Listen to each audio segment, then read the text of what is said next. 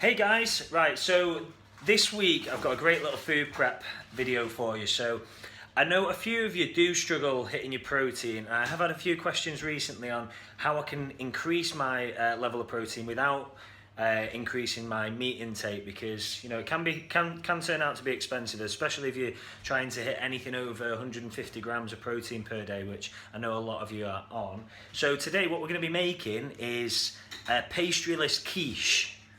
A frittata.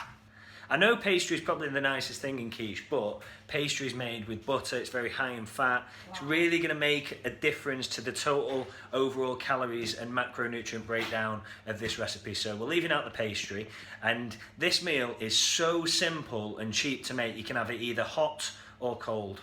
And this is all that we need. We just need, we're using 6 eggs. We're using 6 eggs.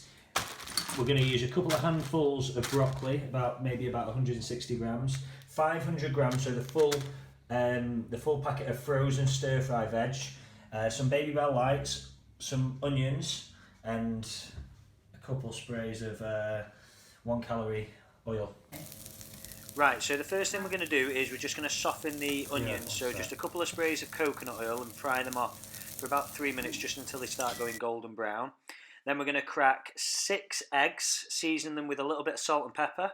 We're going to put the onions and the veg into a big bowl, put in the eggs, and then a little bit of the cheese over the top. I've just used 2 Baby Bells, and then just bang that in the oven. It's only going to take about 20 minutes this to make. This is what it'll look like when it's finished. I've done this as a 4-portion dish.